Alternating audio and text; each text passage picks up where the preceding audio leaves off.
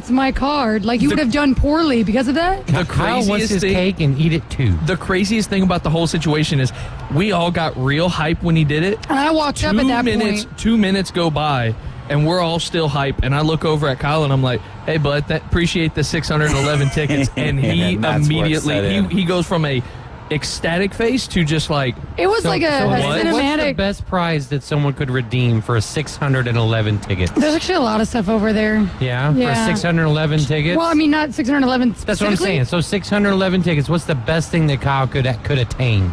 I mean, we'll have to go during a break and check that out because it's up to him, really. Would have been well on my way to a GoPro. I will give you whatever that is. I was like, I can do that, but it's more fun because it was literally like a cinematic event to watch the expression on his face as he realized. And you do realize he's 12, right?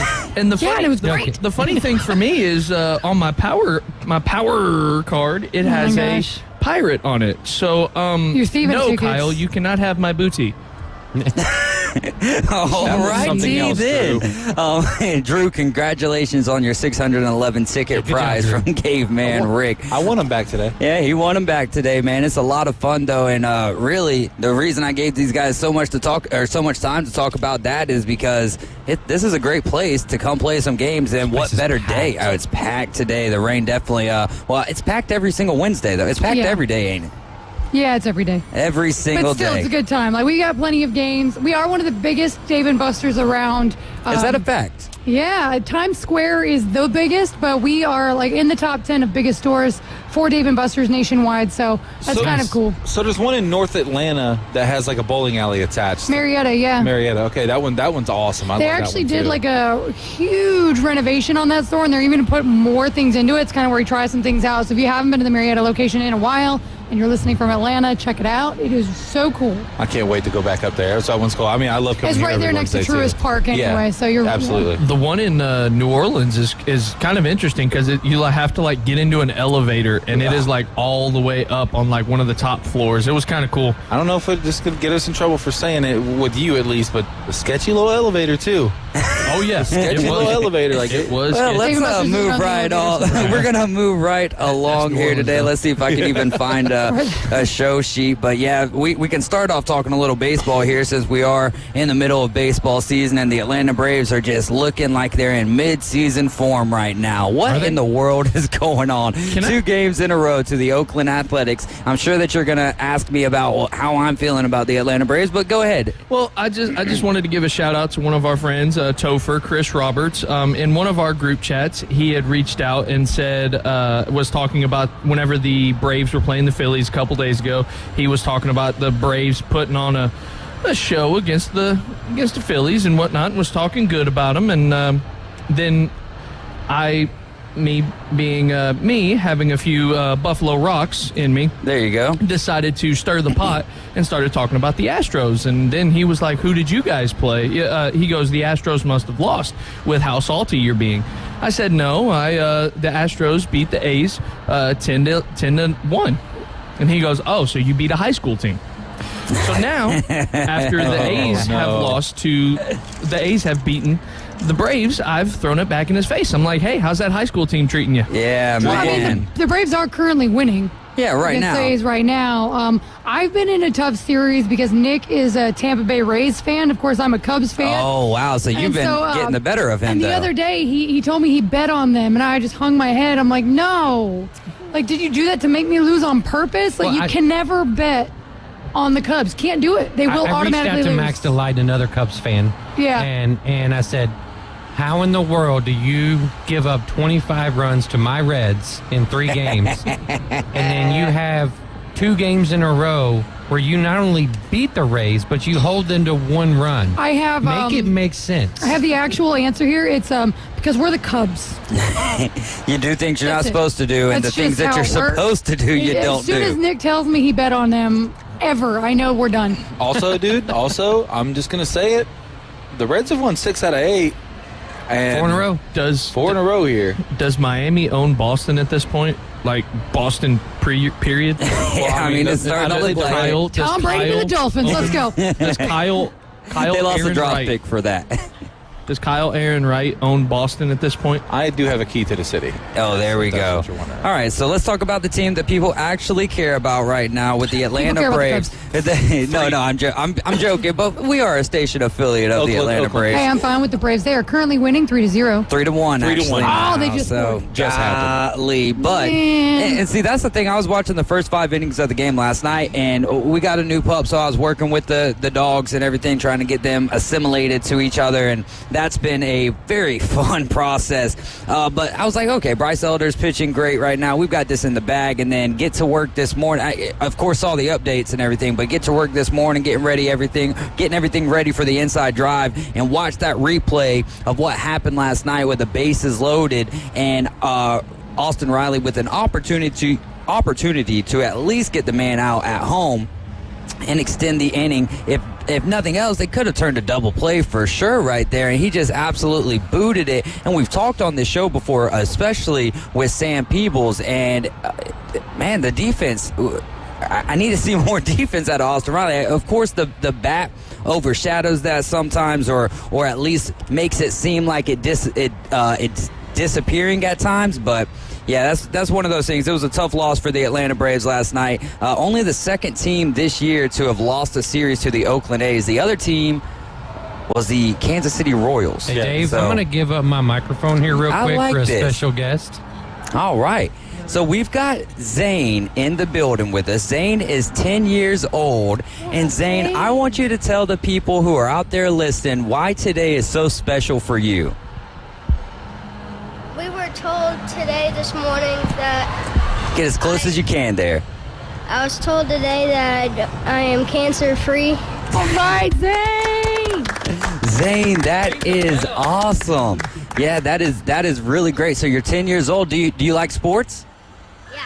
Who's your favorite team?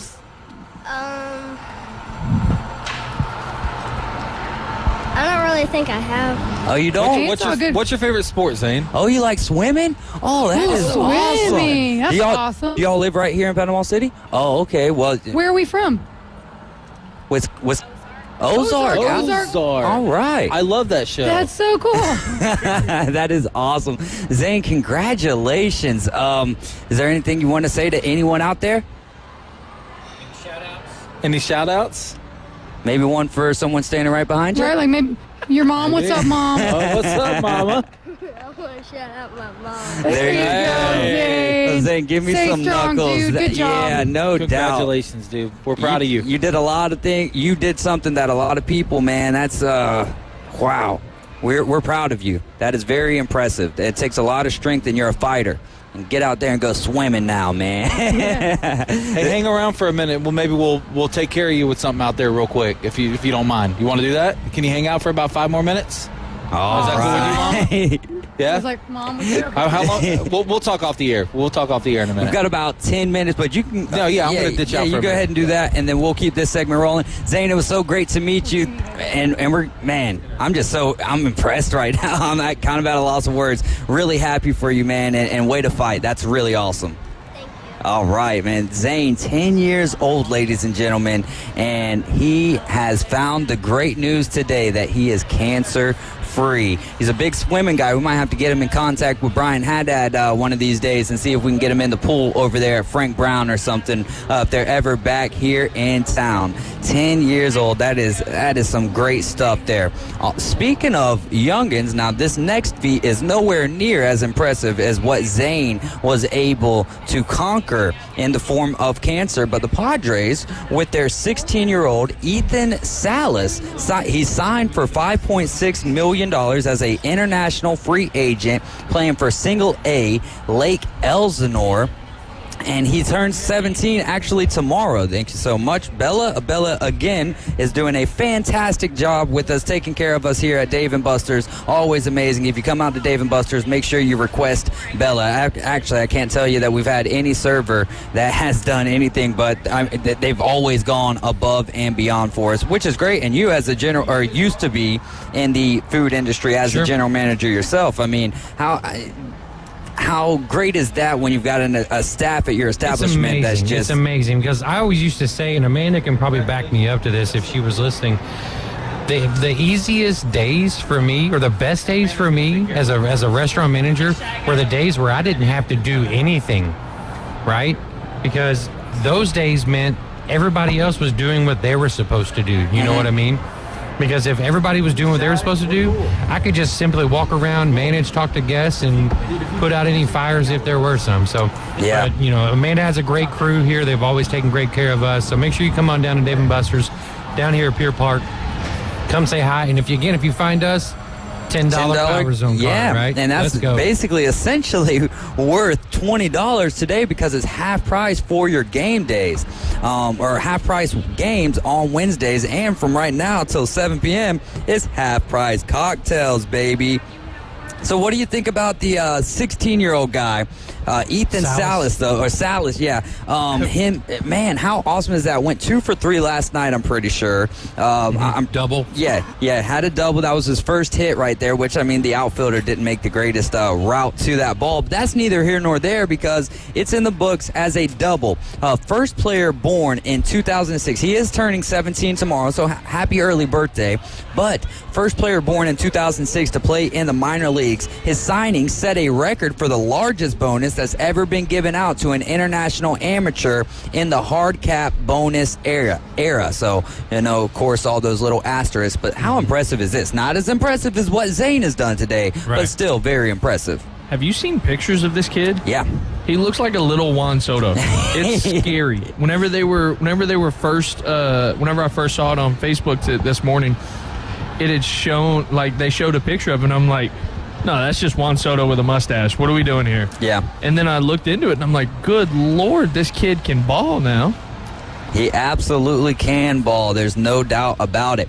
And for those of you who like to watch baseball, it's getting a little sketchy right now with Bally Sports. Padres and the Bally's are no more. Local cable, and I know that this doesn't affect us directly right here in this area because they're not in our market, but it is the reason I'm even really bringing this up is this is going to be something that you're going to see more of. I believe you have 3 other teams, and the Diamondbacks are one of those. Mets are in there as well. Mets are in there, where the conversations have pretty much stalled out, and there's no hope for it. The MLB is pretty much going to be taking it over, so local cable and satellite providers are still going to be airing the games on a new channel. And this might not be a bad thing for the everyday baseball watcher because at this point, if Major League Baseball takes it over, they're at more of a they have more of an opportunity to not black out games, which is absolutely stupid if you ask me, to black out any baseball game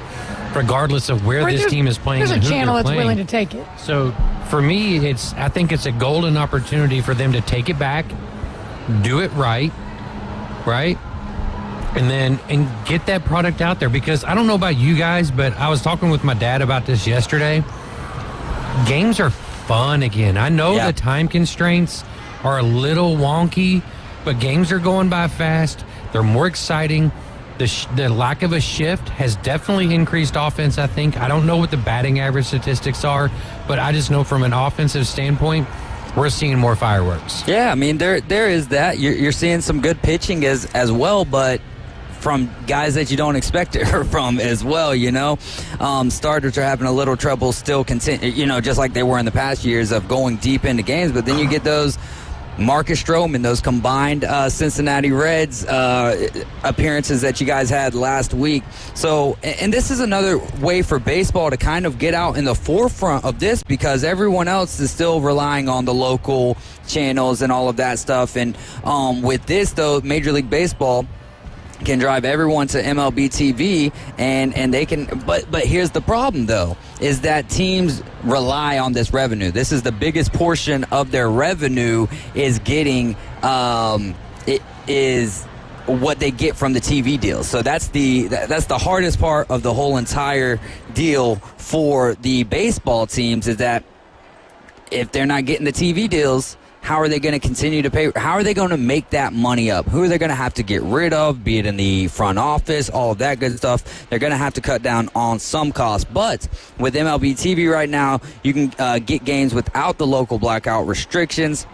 It'll cost $20 a month or $75 for the rest of the season, or you can go get Tiger TV Pro. Just go to ESPNPC.com, click on the Tiger TV logo for more information. And if you're a Braves fan, you can just listen to ESPN Northwest Florida, and we will have you taken care of right there. What are some other things standing out to you guys? Oh, the whole entire thing that we were supposed to lead off with, which maybe we'll trickle into the next segment, because I don't know what direction we're going with as far as Go to Goats go. Because I don't think we did our due diligence enough, and I don't want to have the same segment as we did last week outside of what we've already done. But we'll talk about that in the break. NBA Finals, though, is what we could lead off with in the next segment. And we've got the Heat and the Nuggets. First off, they got it done. The Heat got it done in Game 7. It was a anticlimactic Game 7, if you will. I really would have liked to see how that all played out. Would the game been a little bit closer had Jason Tatum not injure his ankle 20 seconds into the game? But what is our first look at the Heat and the Nuggets? Who wants to lead off here? Kyle, go ahead. I mean, so just to talk about the Celtics series for a second, I know AG's sitting over there as a Celtics fan, but it was Jason Tatum was never a factor. Jason Tatum was never a factor in any of those games. We went the whole series without Tyler Hero. So to me, like, Boston was a much better team all around. So the Jason Tatum excuse, it doesn't work for me. And it's not like he didn't play the whole game. He played the whole game. So, I mean, he still threw up bricks. The whole Jason Tatum argument is still there. The dude's not a superstar. I'm tired of hearing about it. And I know you're on the same page. Superstar Tatum. I know you're on the same page. We call him Jason Tatum. And then Phelan Brown. But anyway, Bum Adebayo or Scam Adebayo. Bum Adebayo for sure. But anyway, proud of the Heat for getting it done. Nobody picked them to do it. ESPN Analytics gave them a 3% chance to advance to the NBA Finals. So you're saying there's a chance. Not your microphone being turned up, though. There's no chance your microphone's being turned up. No, not right now with 20 seconds left to go. But, well, I mean, we'll talk. I've got some keys for the Heat to win this impossible series. And I'll get into those in the next segment. All right, we'll do that when we return. You're riding with the Afternoon Underdogs. This is ESPN Northwest Florida. Quick timeout. We'll be right back with segment number 2 of the afternoon. Come find us and win yourself $10 in a Dave & Buster's Power Card.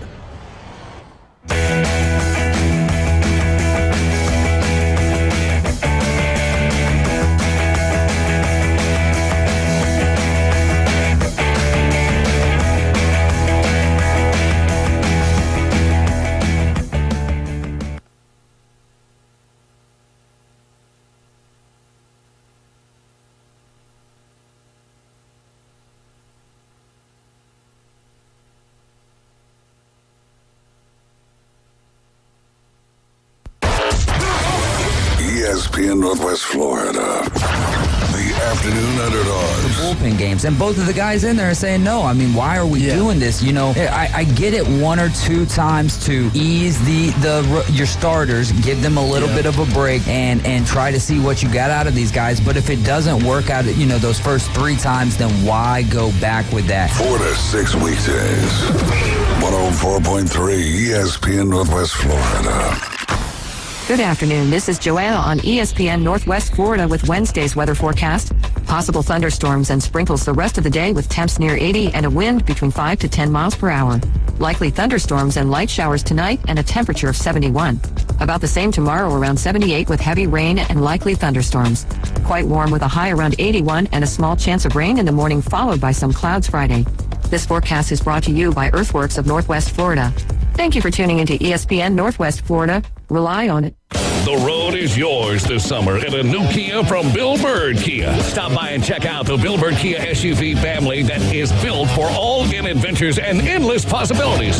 Whether you're traveling on the highways or off-road, you'll do it with grace and grit. Now offering 3.25% APR up to 48 months on the purchase of a new 2023 Kia Sorento. You'll get the perfect balance of comfort and safety and technology. Bill Bird Kia is the home of the 20-year, 200,000-mile warranty. Stop by and see us today at 2435 East 15th Street or anytime at BillBirdKiaPanamaCity.com. We'll treat you like family and give you the peace of mind that you can trust. Offer from Kia Finance for the purchase of a new 2023 Kia Sorento with $22.22 per month per 1,000 finance at 48 months. Quantities limited. No down payment required. Cannot be combined with other finance offers. The 20-year, 200,000-mile warranty is a Bill Bird Kia warranty. See dealer for complete details. Offer for well-qualified buyers. Must take delivery from dealer stock through 7/5/23.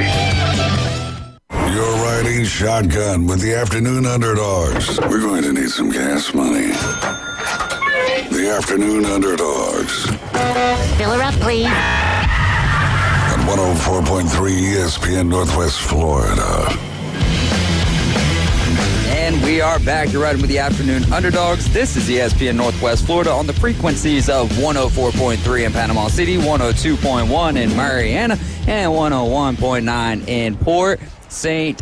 Joe. I'm David Hayes along with AG. That's Adam Goff. We've also got Drew Gorman, the Gormanator. We've got Amanda Muller. She's the Assistant General Managinator. And Kyle Aaron Wright. We've already changed his name. His middle name has already gone from Bubbles back to Aaron. So it is what it is. It flows better, you know? Yeah. Which one, the Aaron or the Bubbles? Actually, they're both pretty good. They are both pretty good. All right. Again, we're out here at Dave & Buster's, and we've got a $10 Dave & Buster's Power Card on the line. All you've got to do is come inside of Dave & Buster's and find us. We are near the games. I can see a bunch of TVs where I'm from, but also anywhere in this building, you can see a bunch of TVs no matter where you're standing. You're not in the kitchen. Do not go in the kitchen. You might get in the kitchen. You might get in trouble doing that. You might. Or if you're 17 or older, I will hire you on the spot. There you go. Is Bubbles. 17 or older. How old is Tyler? 17. 17. Guess Boom. who's working tonight? Well, that's how he's got to get his water paid for somehow. All right, so the NBA Finals are upon us. Would you like to say any closing words? We'll wait a second on that. Amanda, would you like to say anything about? Was there anything in the Heat Celtics series that maybe you wanted to bring up that I cut you off of last segment? Sorry. No, you're wrong. I was saying they were. And in the movie quote, I watched Game 6 here, and it was such a fun atmosphere. And I mean, it's just one of those things where you just hear like the whole restaurant. Oh, and you got to look at the TV quick to see what you missed, what happened. So when it came down to Game 7, I was like, this is about to be insane. Womp womp. Like, not and cool, the build up man. there in the garden, the build up in the garden, like it had the potential. Like the NBA writers failed on that one. Memorial Day and everything. Like Yes. that might have been the worst part of it. Thank goodness for the Coke 600 getting postponed on Sunday and moved over because I honestly, I went over to TNT for a second and watched some of the, some of that opening ceremony. I was like, man, I'm watching the rest of the race, and then the rest of the race was a lot of cautions, baby. You gotta love that as well. But Boston Sim. AG, tell me about what you thought or your takeaways from the Celtics series there that lost in Game 7. Are you guys cursed in Boston? No, not at all. It's just, again, Jason Tatum is not a superstar. He is a great player. He is phenomenal. He has the potential to be a superstar, but he is not there yet. Now, going back to Game 7, did the ankle play a role? Probably, but when you look at the first quarter alone, the amount of open shots that were missed, including layups by the Celtics, I knew from, 3 minutes into the second quarter, this game was going to be over quickly. Because the amount of shots that the Celtics missed, because Kyle can tell you, Miami's defense was more than suspect in the first half. They had so many wide open looks, and it was either the wrong person shooting the ball or they just weren't hitting. And the only one that actually played to the game plan was White. Marcus Smart didn't show up. Jaylen Brown didn't show up. Al Horford cannot be relied upon to take as many shots as he did. It's just not in the cards anymore. He's too old. So Tatum's ankle probably played a little bit of a factor in terms of what shots they were able to take, but they just weren't knocking down shots. Give credit to Miami. They made the shots when it mattered, but I don't think that game had anything to do with what Miami was doing defensively, more so than it has to do with what Boston lacked offensively. Now, Miami in the NBA Finals, Good luck guarding Jokic. Bam is too small, and you got nobody else. Yeah, that is going to be interesting. Drew, I'll go ahead and give the floor to you. I just have a question for AG because, like, right now, everybody has all the national pundits. They're coming up with their reasonings on why the Celtics didn't move on, just like they have with previous people. They're trying to pick people, take people from. What do they need to do to fix things? Who do they lose? Who do they go and trade? Who do they trade for? What is your opinion on, and a lot of what I'm hearing is the combination of Jaylen Brown and Jason Tatum. They're saying everyone's saying they're too similar to be the duo that they're supposed to be, because all the other duos you look at and they play well off of each other, but they're saying that they're too similar. What is your opinion on that? They need a facilitator on that offense. Damian Lillard for Jaylen Brown, straight Marcus up. Smart being that point guard, if that's what you want to call him, that is not ideal, because that leaves both Jaylen Brown and Jason Tatum to bring the ball up the court, initiate the offense, and go from there. Jason Tatum and Jaylen Brown work better when they're in space, right? How do you get space? You create space by either dribbling the ball down into the lane, beating somebody off the dribble, or you're passing for the open look. And then what happens? The defense has to shift. They shift too late. Your two best players, who are great players, all NBA level players, have the ability and the space to make something happen. The two can coexist. They have coexisted, but they've yet to put a point guard in that offense that can distribute the basketball to the both of them. I mean, look at what Jamal Murray's doing right now in Denver, right? I mean, he is that dude. He has shown it that, like, when he's healthy. Would you say he's a superstar? No, not yet. Okay, good. You gotta I'm just saying. No, you gotta earn that. But that offense goes through him, whether you want to say it's Jokic or not. You know, Jokic does have a lot of assists, but if this was hockey, thanks, Caveman, you would see a lot of hockey assists for Jamal Murray in that regard. Yeah. Go ahead. And I like that take because and that's the first time I've heard it. But whenever you put it into that perspective, like, it definitely makes sense, because I can't remember exactly who said it, but they said that both of them can coexist to the point where everyone in the league would take the defensive, flexible wing players in today's game, because you've got to have that to be able to compete. It's getting away from the big man and staying with the point guards in the wing positions. If you don't have a wing guy, you've got to go from there. But Celtics have two. You've got to have that facilitator, let it be, just like AG said. And I like that take. Yeah, I like that take too. And it's also one of those things that, like, Jokic is a guy that gets you, Jokic is a guy that gets you everything that you need, but at the end of the day, he'll get you through. Without Jamal Murray, he will get you to the playoffs. But once you get to this point of the season, if Jamal Murray isn't playing the way that he did in the Western Conference Finals, I don't think that that's a sweep. I don't think that is a sweep. We're talking about 4 games here with a total difference of 26 points. And then it goes back to what AG said when we first got into this segment. What are the Heat going to do to try to slow down? Because stop is not, that's not a word that you can use with Jokic. But what are they going to do to slow down Jokic? I mean, like he said, it can't just be Bam Adebayo, but I'd like to hear it from Kyle. What's your thoughts? How do the Heat slow down Jokic? I think the only way Miami wins the series is if Bam Adebayo just about fouls out of every game. And I mean that in the best way possible. Bam has to beat the hell out of Jokic. He has to, like, just absolutely physically, he has to show that he can be that physical presence that he is during the regular season. It's crazy, right? Because Jimmy Butler is an average player during the season. The word superstar would not surround Jimmy Butler in the regular season. Yeah, no. But when the playoff lights come on, Jimmy Butler is the guy, like probably maybe the best playoff player in the NBA. So you take that and you do the exact opposite for Bam Adebayo, where Bam is that guy for Miami all year, but when them lights get turned up bright, other than that block against Boston in the bubble, he's nowhere. He's nowhere to be found. And I brought up the analogy the other day that I don't like Joel Embiid because he's just too soft. He doesn't I think that everybody overhypes him. He's too soft. So Bam Adebayo is Joel Embiid if Embiid can't shoot. Because Adebayo has no jump shot. He's got no mid-range game. The only thing he can do... He's not as big as Embiid, though. Exactly. So he should be able to shoot, is what I'm saying. So he doesn't have the physical dominance that he has. He can't shoot. So he's practically just as soft as Joel Embiid without having those extra attributes to his game. So that's the only way. Because Jimmy and Murray are going to do their thing. They're going to be on each other. Caleb Martin's going to do his thing. Will he do it will that That's whole the question. undrafted, trio,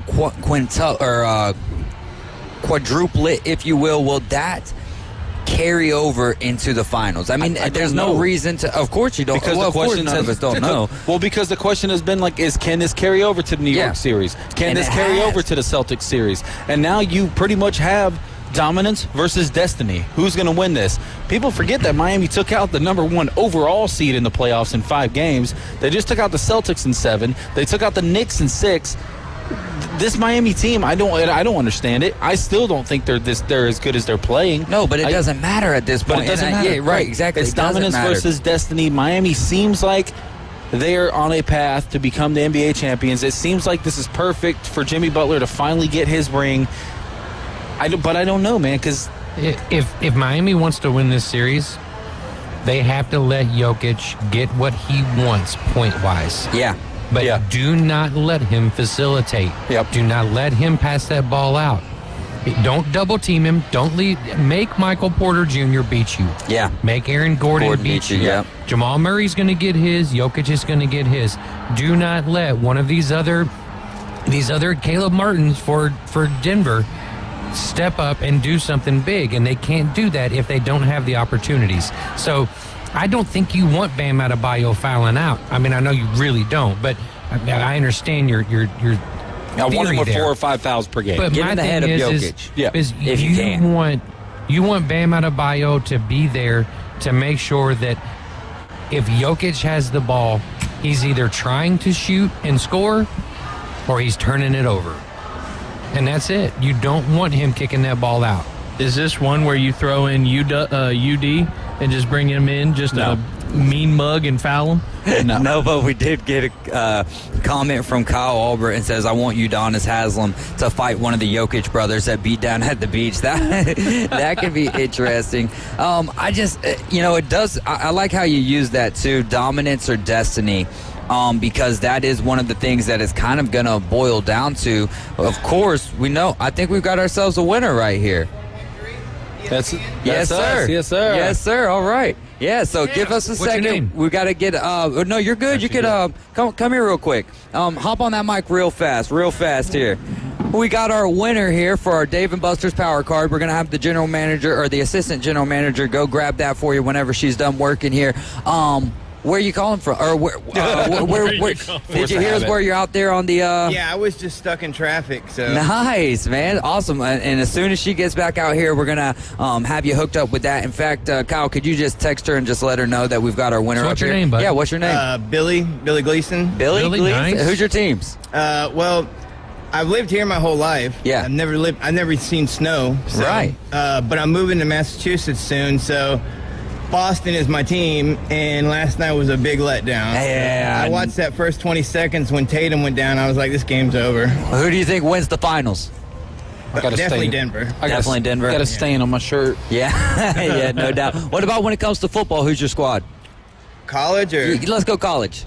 Florida Gators. Florida Gators. Very man. disappointing lately. I was really upset that Dan Mullen got fired. Do you think it's going to turn around this year? Like, are you going to turn a corner this year? It's been heartbreak ever since our national championship runs. Yeah, back in the early 2000s, 2010s, really. Yeah, that is it's like tough. We seem to get a good quarterback, and then he plays like crap for us, but then when he goes somewhere else, he's amazing. Yeah, yeah, that is one of those things. It's definitely going to be interesting to see if Graham Mertz is going to be that guy for the Florida Gators this year, because Billy Napier did such a great job with Louisiana that you would like to see him succeed there, but sometimes that first jump that you take is a little tough there. But we'll have to see about it, man. I think the win total for the Florida Gators is around 5.5. Do you think they win more or less than 5.5 games? Oh, God, I hope they win more. What, are they moving to 9 games this year? Something, I hope they win more than 5.5. I think that if the win total's not that, it's probably around 6.5 or so. But that's, a lot of that has to do with what's coming in and how you looked last year, and what your schedule is going to be. So it'll be interesting, man. The SEC, as you know, as we all know, the SEC is a tough. It's a juggernaut, and it's and the East is getting better. And the East is getting better. When it comes to the NFL, who's your squad? Miami Dolphins, unfortunately. Hey, he's a Dolphins fan. You say some points. Say some face there. You literally went against my entire outfit for the first half of this year. Yeah, no doubt. Tua, does he get it done this year for you guys?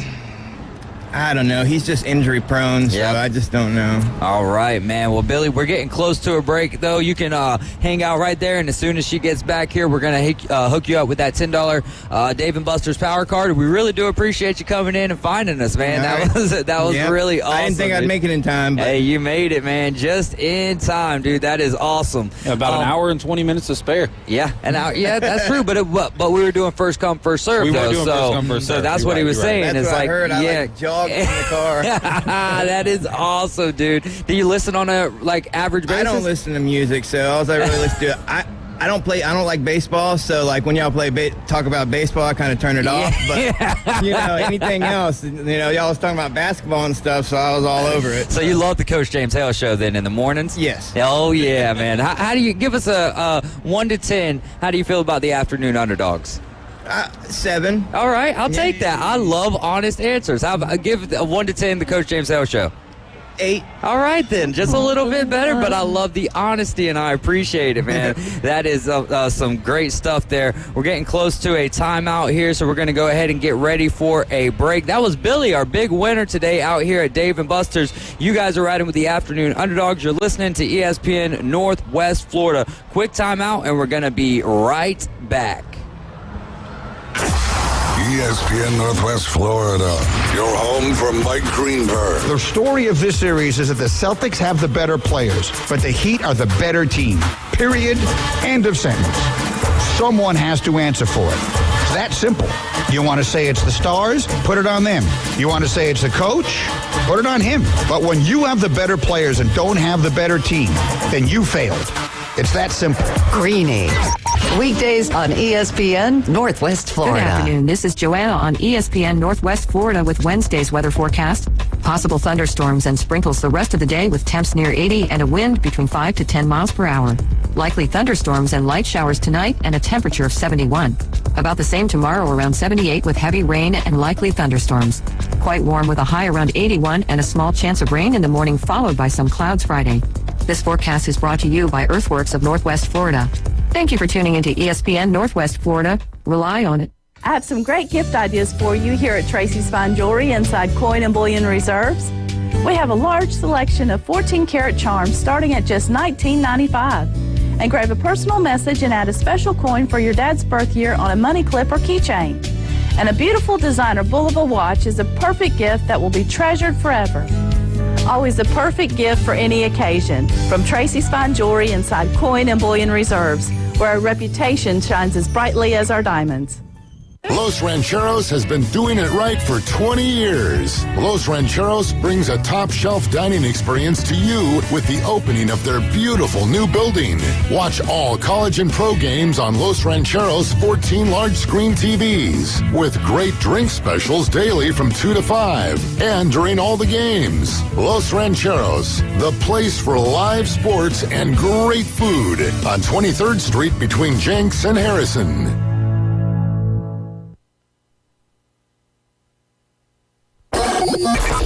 We don't sell the steak.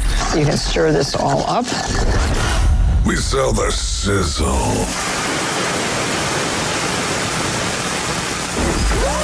Now back to the Afternoon Underdogs. Very spicy. ESPN Northwest Florida. And we are back. We're live. We're out here at Dave and Buster's, and our location has been identified. What is this, the dining room? I believe this is the dining room. We'll call it the West dining room? We can call it the underdog. North dining we can call it the underdog room or the afternoon underdog room because, man, if you look around, not on all of the tables, but on some of the tables, they have a little QR code so you can scan and you can get the ESPN Northwest Florida app. And then, you know, if we're on while we're here, you guys can listen to us live. Like Zane, that was such a cool experience because, you know, not that he was listening live or anything like that, but they announced it in here in Dave & Buster's, and everyone in Dave & Buster's gave him a big round of applause, and that was, you know, just one of those things. It's like hearing the national anthem.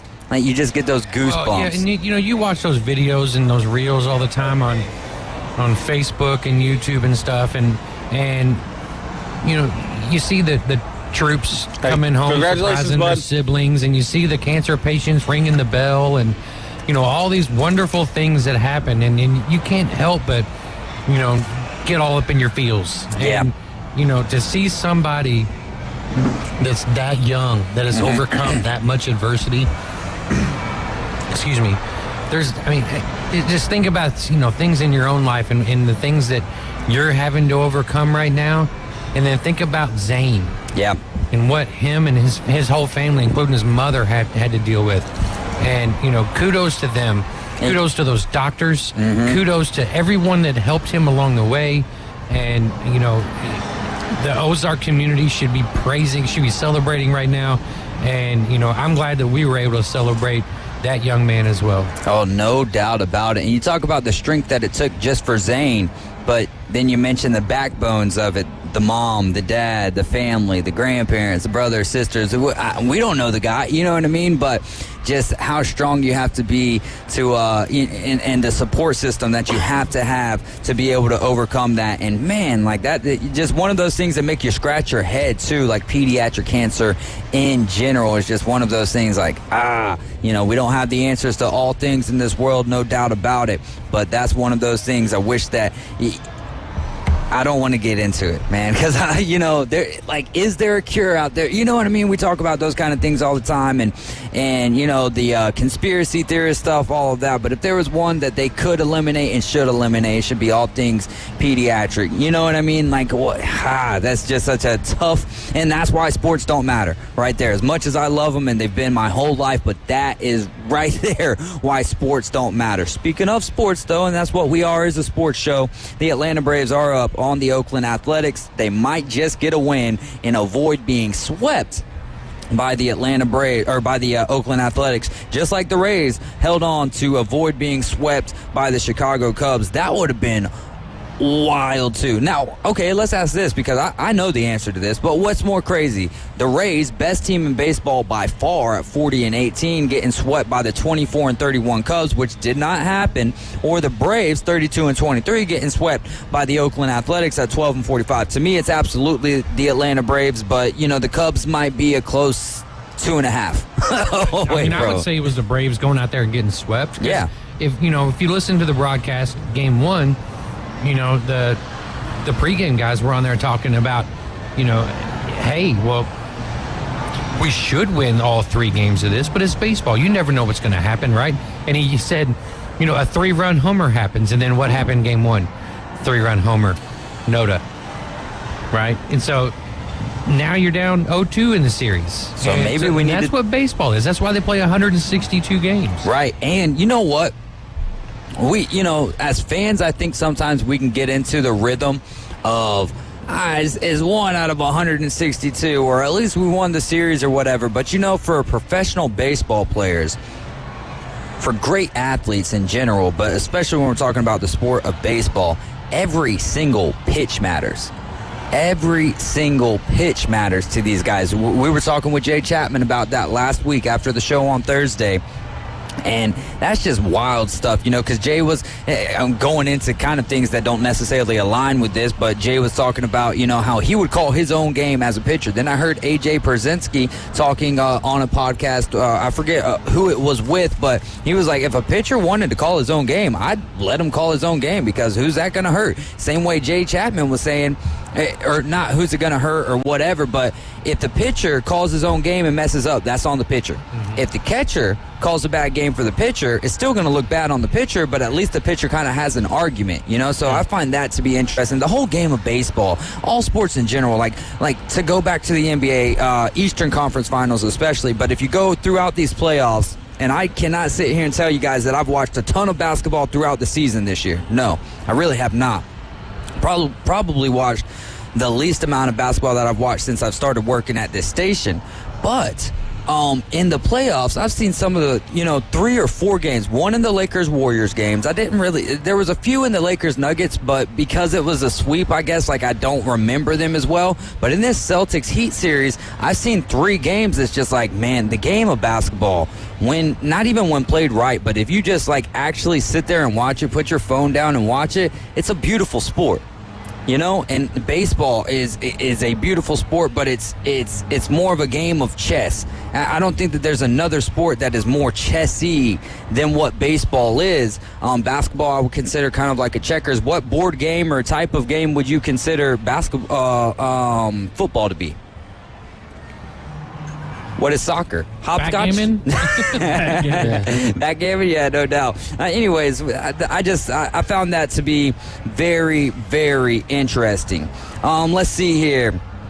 Pirates, so you guys, the Cincinnati Reds, 2.5 games behind the Pirates for first game. Is that who's running the Central? No, it's the Brewers overtook the Pirates. The Pirates finally started hitting the earth lately, but they're winning beating the Giants right now 8-4, so that's interesting. Nationals, man, how hot right now is Aaron Judge and Freddie Freeman? Absolutely on fire. Aaron Judge is on a tear right now. I mean, he's absolutely incredible. To do what he's doing right now, coming off the year he had last year, which was essentially, could have been a Triple Crown year. And then also the way he finished last year, right? Because everybody was like, oh, he's going into this contract year, and now he's flailing down the stretch. He's not as good as he was in the beginning of the year or the middle of the year.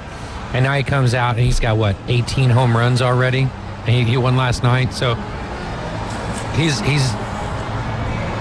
an unbelievable athlete. The home run that he robbed the other night as well. He's fun to watch. Yeah, it's absolutely amazing. And then Freddie Freeman is not getting back to, but he had a little bit of a slow start. Now he's the second best player, and depending on how you run your league or whatever, in fantasy baseball. So that's a lot of fun for me, even though, I'm not a Dodgers fan, not a Freddie Freeman fan necessarily, but I love and respect the guy, or at least what he did for the Atlanta Braves. But I was a Freddie Freeman fan before he went to the Dodgers. Yeah, I saw a stat today. Now I don't know the validity, so don't quote me, but maybe we can look it up during the break. Shohei Ohtani, after today, has more home runs than any other batter since 2021 season, and he is third in strikeouts. That's wow. That's wild, man. First in home runs in the last 2 and some odd years, and third in strikeouts. How do we keep? How does this guy keep on making it wow? You know what I mean? It's one thing to be oh, look, he's pitching and hitting. Oh, wow, look at that home run. But it's hard to go a whole week without being wowed at a new subject or material from Shohei Ohtani. Not from the Angels. It's not from the Angels. It's from Shohei Ohtani, which is another thing where I'm okay, I don't necessarily see Shohei getting traded at the deadline, but I do not see Shohei Ohtani as an Angel next year. I don't see how they can retain him for the future when the guy cares about winning. A lot of put him on a athletes, Wheaties box. Call it good. Yeah, I don't know if that's winning enough, though, because he wants to hold up the trophy. He needs the World Series title. Should. I mean, there's got to be the kind of trade that a team can put together for him is going to be awesome. But that's the thing. They may not need to trade him. I mean, contract coming up, right? I mean, at that point, he's a free agent. There's going to be some team that's alluring enough, that has enough to offer that he's going to bite. The Reds' payroll next year is going to be $22 million. Let's go, Shohei. I'm just telling you right now, and we have butted heads over this in the past, but I said it on the show that the Reds have so many infield prospects stocked up in the minor league system right now, and the one thing that the Angels don't have any of are quality infielders. I mean, you got Anthony Rendon, you got Brandon Drury taking up a large chunk. Zach Neto's new. He's young. So you're going to move Shohei from the outfield to the infield? No, he's going to trade him away. I'm saying I'll take the it. Reds have the infield prospects. The Reds will have salary cap next year. They will have money to spend. And if there's one thing the Castellini family, the only thing the Castellini family cares about, who are the owner of the Reds for people that are listening that don't know, they want butts in seats, and they want tickets sold, and they want merchandise sales. And they don't want to do anything to accomplish those They don't want things. but no, Every they don't. owner wants that. I'm just saying those are the only things they want. They want to be able to sell bobbleheads. They want people to come for bobbleheads. Look, Arthur Blank is probably looking at him to be the next Falcons quarterback at this point. I'm just saying that Shohei in Cincinnati, he said before he loves baseball history. It's just a pipe dream. I'm just saying, but he has said before he loves baseball history. Where else but the first team? The Cubs, and the Cubs will take him. Yeah, so well, the Cubs are already paying a lot of nobodies. Right, the Yankees, the Cubs. There are plenty of options for that. The Cubs are paying Dansby Swanson like $500 billion. The Yankees. The Dodgers. I already hate the Yankees as it is. Sorry to Johnny Yankee seed. That would be bad for baseball. I would hate baseball if he went to the Yankees or the Dodgers. I wouldn't hate baseball, but I would. Him as a Cub would be great. It would be bad for the sport if he went to the Dodgers. I think or the him as a Yankees. Cub I is don't the think it's exact bad for the sport if he goes anywhere. The kid's good. Him as a Cub is the exact same as him as an Angel. Which is why I it agree should with happen. that. Which I think, what about, the Rangers? He could stay in the West right there. And look, he's already seen, this team was doing jack 2 years ago. Even last year, they started to make the roster changes, but they didn't see any fruits of their labor there. Now this year, they're first in the AL West. 35-20. But I don't know. I think Shohei wants to go to a team Astros on are that. making their way back. Yeah, no doubt about that. 32-22. But I think Shohei wants to go to a team that's on the precipice. And I could be completely wrong about this, but that's a team that's almost there on the cusp of, attaining greatness, if you will, and him kind of being not that reason, but that, that lift that they needed. Since we're throwing out pipe Which could be the Reds, though, if we're being completely honest, or the Cubs. Since we're throwing out pipe dreams here, could you imagine a 3-4 hitter combo of Shohei at 3 and Yordan at 4? Are you He's not going to the Astros. I think the most I would hate it more if he goes to the Astros. The most unfair scenario, though, the most unfair scenario for Ohtani is if he goes to San Diego. Because then you're looking at Soto, Tatis, Bogarts, Shohei, Cronenworth. The list is Tatis. The list is going on and on for that. What are they, under 500 right now, team? I think they are under 500. I'm not. Don't quote me on 4 games that. under 500. 4 games under 500, which is just one of those absolutely wild things. You gotta shake the glass and let the ice rattle a little bit. I'm not Kyle Wright. Whoa, that is disrespectful. Oh man, but true. Wait, as a server, you shake the ice? No. Oh, dear God, man. no. That's you just You want me to ignore you? Like, as a server, if you want me to ignore you, shake your ice at me. Bro, I remember we were down in St. Pete. He said ice. Yeah, no, that's how you get my attention. we were at a buffet somewhere, and the guy that had invited us out, I was a kid at this point in time, but the guy that invited us out to dinner started doing that, and he was shaking his glass, trying to get the waiter to come here or whatever. And I remember, like, at the age that I was at, I don't know that that's rude or unrude or anything like that. We get into the van, and my mom was like, I was so embarrassed that you know what I mean? I was like, so I kind of learned some mannerisms from that right there. What's worse, whistling at your waiter or waitress or shaking the glass? How about Drew, you're married, so unless you're whistling at guy waiters, that might not be a great thing. And whistling to get their attention. Like, what's worse? Oh, whistling to get their attention, not like cat call whistling. Don't whistle at me. I don't know. What's we could worse? ask Bella. You?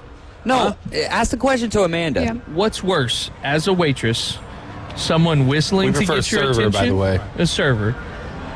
Whistling to get your attention or shaking the glass to get your attention? Do either of them, you're going to catch a side eye. There you go. Hey, but a side eye is not going to hurt me. The perfect answer is be patient. Yeah. Because 9 times out of 10, not always, but 9 times out of 10, they are running around like crazy, and they will get to you.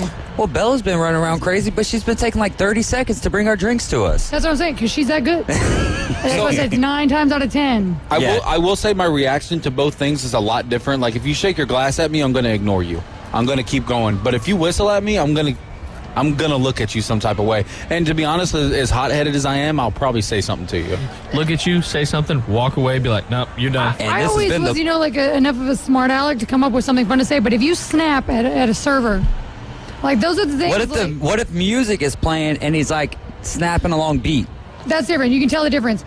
But he's also trying to get your attention. Is just trying to catch their eye line and just give them one of these. Just raise your hand a little bit. Let me know that you need something. I'll be right there. Just like some sort of sign. Yeah, something that like works. that works right there. We had like the flight attendant little call buttons. Yeah, there you go, little talk back button. All right, you guys riding with the Afternoon Underdogs. That was the podcast of the week. That was previously recorded. No, I'm just kidding. We're getting ready for hour number 2, and as we always do on Wednesdays at 5 o'clock, play a little Would You Rather. Got some rapid fire set up for 5:20 and a lot more fun along the way. Keep it locked in to ESPN Northwest Florida. We'll be right back. How long's our ESPN Northwest Florida. Here's what's happening. Hi, this is David from the Afternoon Underdogs. Join me, Drew, Amanda, Kyle, Caveman Rick, AG, and a cast of sports fanatics every Wednesday at Dave & Buster's. While we are broadcasting the entire show live on location, enjoy half-price games, half-price cocktails, plus win Dave & Buster's game cards, and just for stopping by, free ESPN Northwest Florida swag. See you Wednesday at Dave & Buster's. Good afternoon. This is Joanna on ESPN Northwest Florida with Wednesday's weather forecast. Possible thunderstorms and sprinkles the rest of the day with temps near 80 and a wind between 5 to 10 miles per hour. Likely thunderstorms and light showers tonight and a temperature of 71. About the same tomorrow, around 78 with heavy rain and likely thunderstorms. Quite warm with a high around 81 and a small chance of rain in the morning followed by some clouds Friday. This forecast is brought to you by Earthworks of Northwest Florida. Thank you for tuning into ESPN Northwest Florida. Rely on it. If it's Western wear for the whole family you're looking for, there's only one place to shop. That Boot Store. The selections are huge and many of your favorite name brands at affordable prices are available. Want the finest in work clothes? Famous Carhartt work clothes are available too. Open Tuesday through Thursday, 9 till 5, and Friday and Saturday, 9 a.m. till 5:30. Next to Kia 15th Street, Panama City. Remember what Joe always said, keep Jesus in your life every day. WGSX Lynn Haven, WTOT W271DM Mariana, WVLQ Port St. Joe, ESPN Northwest Florida.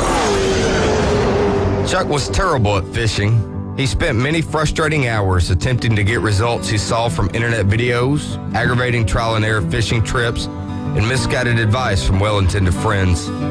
Chuck is happy now with his newfound success after he visited Bay Breeze Bait and Tackle, where we keep fishing fun, simple, and successful. See us soon at Bay Breeze Bait and Tackle, located directly off Highway 98 on the west end of Panama City Beach. He likes to idle his Kia while eating almonds and listening to Lincoln Park in the Walgreens parking lot. White people love trail mix. David Hayes is part of the Afternoon Underdogs. Oh, they love it. Love it. Eat it every day. ESPN Northwest Florida. They love it. And we are back. It is hour number 2 of the Afternoon Underdogs. You guys are listening to ESPN Northwest Florida 104.3 in Panama City, 102.1 in Mariana, and 101.9 in Port St. Joe. I'm David Hayes. It's like you're bobbing your head to music, but it's just vocals coming out right now. But yeah, 101.9 Forgotten Coast, Port St. Joe. I'm David Hayes along with Adam Goff. We've got Drew Gorman. We've got the assistant general manager of Dave & Buster's out here at Pier Park, Amanda Muller, and Kyle Wright is lost in the building, probably playing Connect 4 basketball. Back there. We don't need no bumper music today, so goodness gracious. Got some stuff that we're going to be bringing up today. No Braves again because it's going to be Paul Feinbaum after the Afternoon Underdogs tonight. But the Braves did get the win. That is a final there. And what was the final? 4-2? 4-2. 4-2 was the final there. So your Bravos did not get swept by the Oakland Athletics. 2-2. Caprillion got the loss, and Rysel with the save, his 5th of the year. Rasael with the save. That was great stuff there. And good for Jared Schuster there to get that win. He definitely needed that. One thing I want to point out is that last night the Braves were going up against JP Sears, who he had good numbers. If you look at his numbers, don't look at the 0-3 that he was, and now probably 1-3. No, that he didn't get the win last night because they won in the bottom of the 9th inning, so he could not have gotten the win last night. But 0-3, that was just a record. But everything else outside, I think the ERA was a little bit high, but everything else was very comparable to what Jared Schuster was, or what Bryce Elder was laying down. So that was kind of interesting.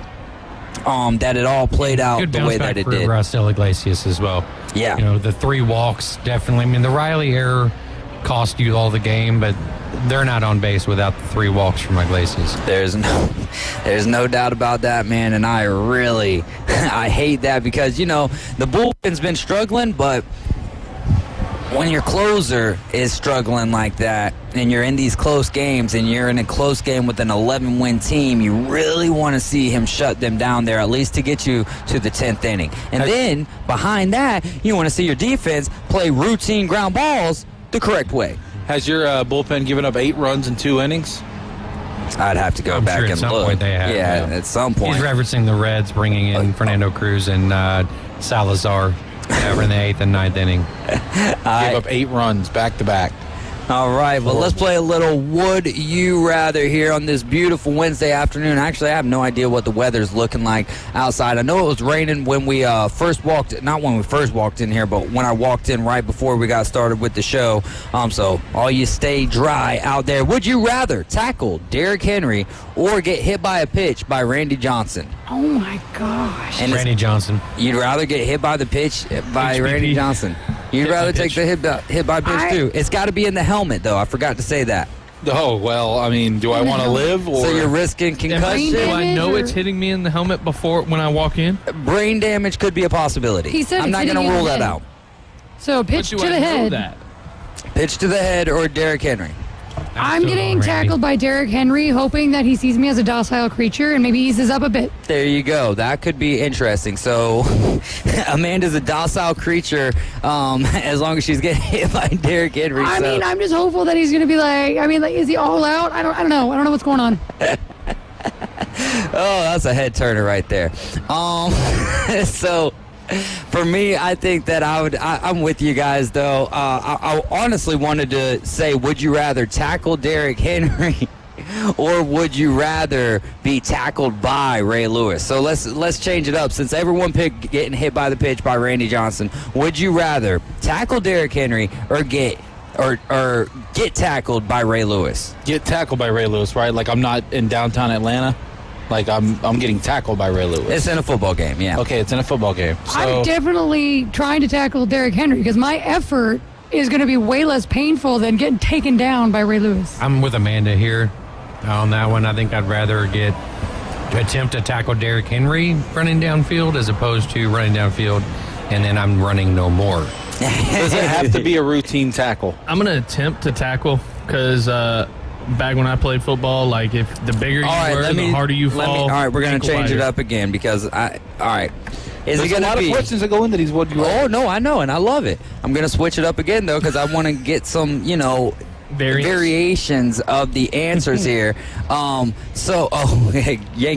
Yankee Seed says headshot makes it a no with Randy Johnson. I was kind of being facetious about that. You don't ever want to see anyone get hit in the head. But who was it that someone just got hit in the actual face, though? Oh my gosh. I can't remember who that was, though, but I saw the video and it's just like slow motion, like a Mike Tyson punch to the face. Like, whoa, yeah. The slow motion is so much worse. All right, so tackle Derrick Henry or block Ray Lewis, like Chad Ochocinco. I don't know if you've ever seen that video. That was hilarious. When I tried to go up against Ray Lewis. Dude, I'm pretty wide, so I'd rather try to block Ray.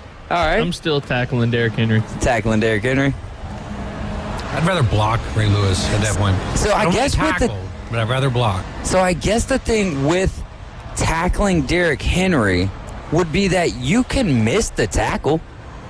You might try. Right, like I'm saying, my effort would be there, but it'd be like, oh, look at this little kid giving me a hug. And he could miss the stiff arm. That's 100% correct, dude. I'm a smaller target than what he normally goes for, so. A little bit, yeah, but Josh Norman ain't like a huge hulking fella either. You know what I mean? So that could be interesting. All right, let's move on to the next one here. We've got covered or uncovered seats at a baseball game. Let's say that the weather is beautiful, but you know how weather is. You'll never know which direction it's going to go. Would you rather have covered or uncovered seats at a baseball game? As someone who was referred to as translucent over the weekend, I will take covered all day. Yeah, I mean, if I'm at a baseball game, I've probably got my kid with me, so I'm going to go covered as well. Just makes for a better experience. Uncovered all day. The elements are part of it. I'm just going to bring the appropriate necessities, kid or not, sunscreen, umbrella. Let's go. He loves his umbrella, by the way. Yeah. So let's go. Umbrellas and giraffes. Yeah, ginger kids definitely need the shade because you're not a day walker with all those freckles. No. I would go uncovered because my favorite seats in Cincinnati at Great American Ballpark are section 104, row A, seats 23 and 24. Oh, yeah. Know exactly where that's at. Pinpoint. They're up against the left field fence. Yeah. So I've got more knee room, more leg room. There's 2 seats right there. There's the electrical box that's cordoned off right next to you, and then there's the aisle. So it's like 2 private seats right there on the fence line. So I'd rather be uncovered sitting my butt right there. All right. I'm the same way, though. I would rather have the uncovered seats. I sat there at underneath the Hank Aaron Terrace at Truist Park there, and that was all right. I sat on first base side, that was covered as well, but I've always enjoyed the uncovered seats because how am I going to catch a fly ball and hand it off to someone who's never got a baseball before or something like that in a covered seat? Now, if it's raining, that's a little bit different. If it's Sunday baseball and it's 100 degrees, I'm just going to the chop house. I'm going to the chop house, and y'all just find me there, man. Y'all find me there. All right, let's go Devin Booker or Jason Tatum. Would you rather, Devin Booker or Jason Tatum? Tatum. Booker. See, this is tough because I feel like both guys really disappear in big moments, but I feel like Booker has a higher ceiling, so I'll go Booker. Again, guys, sorry, I'm not reading as many Facebook comments as I normally do because I'm using my show sheet on the computer today, so I'm trying to switch back and forth here. Caveman Rick, though, says Devin Booker all day. Booker plays in the West as well. For me, I'm going Jason Tatum. Like, I'm not going to be riding this fence, and I still say he is riding the fence. He's not a full-blown superstar. There's no doubt about that. I was hoping it was going to be that way, but to disappear kind of in the bigger games, not the biggest games. In the biggest games, he appears. But you've got to be somewhat consistent throughout a series to afford that moniker. But I'm going with Jason Tatum as well because why can I talk about him the way that I do or think the way that, and I think a lot of Devin Booker as well. But, I think Tatum is going to be, we're going to be losing a lot of the guard, if you will. LeBron, you know what I mean? A lot of these guys are getting a little bit older, and so it's that new Steph Curry is getting a little bit older. They're not playing to the same level, and so we're going to need that new guard of superstars, and I think Tatum is going to be that guy. How about since we're right here at Dave & Buster's, would you rather have a Big Mac or a cheesesteak? I mean, this seems pretty easy. Or like an authentic cheesesteak? Depends on where you get it from. Yeah, I don't know, man. There's nothing like a cheesesteak. What about for you, Drew? I'm not that big on cheesesteaks. Okay, well, something like a cheesesteak. I'll take a Big Mac. Take a Big Mac then. What about for you, AG? Not really that big on either of them. Okay. But I'd probably Philly cheesesteak. All right, I'm going to go with the Big Mac. Me and Chad Ochocinco sit down every 6 months and we get one together because he's a McDonald's freak, and I'm not necessarily a McDonald's freak, but I like to get a Big Mac like once a year, like a McRib type deal. You know what I mean? Normally, if I'm going to McDonald's, I'm just getting the McDub. You know what I mean? Or the McChick, whichever direction we're going. But I'm back. Man, I can't believe that we liked the chicken nuggets as much as we did when we were young because, now I eat those things, I'm like, these things Wait till you have a kid. I need a whole. Oh, yeah. No, I'm not saying I won't eat them. I'm not saying I won't eat them, but I'm not going to order them as like my only. It's got to be something. I get the sandwich or whatever, and they go along with that. All right, for Amanda, would you rather make the game-winning play on offense or defense? Defense, way cooler. Way cooler to make it on defense. Why? Because it happens rare. It's so much more rare. I like that. Like the kick six. Yeah. Special teams. Oh, special. He'd be like, hold on, caveat, or like, can we go to special teams? Kick six, like everyone remembers that. Like every team gets their one offensive. If I could eliminate memories, that would probably be the first memory. Actually, you know what? It would more than likely be the Tennessee Titans, Kevin Dyson 1 yard short. I'd like to just get that out of my head. I would rather go defense on this one with Amanda. I mean, does anybody remember who Hakeem Warwick is? Hakeem Warwick, he was a wide receiver. If I'm not mistaken, then I'm wrong. That's Peter Warwick. Peter Warwick, okay. Hakeem Warwick. He's a forward on the 2003 Syracuse National Championship team. Oh, who else was on that team? No, Carmelo, who just retired. What did Hakeem Warwick do at the end of the game? He blocked a three-pointer from the corner. Yep. And who do you think everybody remembers? And where's he playing now for the Carmelo, Iowa Wolves? Jerry McNamara. But I know Hakeem Warwick just specifically from that play. From that play. See, that's cool. That is really cool. And he was a first-round draft pick, which, I mean, I guess isn't saying much in the NBA when there's only 2 rounds there, and he was picked at 19th, but still had a 4-year career with the Memphis Grizzlies, and then went over to Australia, it looks like, and played for the Melbourne United. So, way to go, Hakeem Warwick, and that's really awesome stuff there. What about for you, Drew? I've always been an offensive guy, so I think I'm going to take offense here. All right. I mean, I'd rather hit the walk-off home run. You know what I mean? Well, that just. I mean, I'm just saying, like, Kirk that's Gibson, Joe Carter kind of deal. Yeah, like that. That's the big thing. Like, and I'm going. That's why I was picked specifically as well. Like, I would rather hit the big walk-off home run. I think I would rather strike someone out as an ending play, like to win the World Series, to strike someone. I mean, now I don't know. What if you get the glove up and catch it before it goes over? That's good too. Like a robbery, a home run robbery to end a game would be something quite dramatic. See, and that's cool. That would be really cool. Would you rather, let me see here, would you rather get swept, let's just say in the Western Conference Finals, or lose in Game 7 after being down 3-0, let's just say something like in the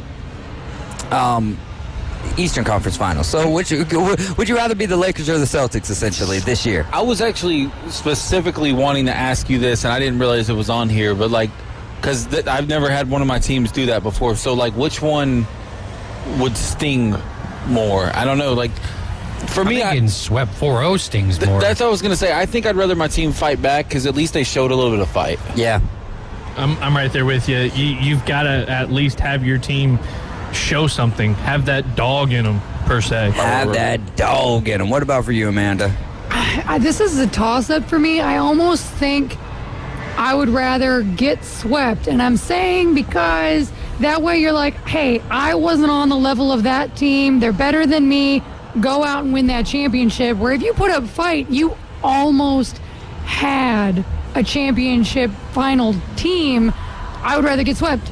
It wasn't good enough. Didn't make it. Maybe, like, and this is perfect for the Celtics case. Like, now they have less questions when they probably should be asking a lot of questions. Does that make sense? Like, now, like, maybe they don't do anything big this offseason because it's like they fought back, but they definitely should do something this offseason. So maybe, like, there's your upside to getting swept. It's like the Lakers know now, hey, this is what we have to do. Here's this our weak offseason. spots. Right. Yeah. So I like that too. For me, I'm going to say that I would rather be, and I think if I'm going to lose, if I know that I'm going to lose, I'd rather get swept. I'm getting to the Bahamas quicker. Rip the Band-Aid off? Yeah, exactly. It's over. It's done with. And I would rather kind of lose where, yeah, we got swept, but at least we did fight in those 4 games. We only lost by a total of 26 points. Right, the better team still wins. They just did it quicker. Yeah, that's a great point as well. So, yeah, for me, that's exactly what I'm going to go with is I'm going to go with being the team who gets swept. All right, we'll move right on here to another one. Let's see what else we've got. All right, a couple of things of being at a baseball game. Catch a foul ball at the game or be on the Jumbotron.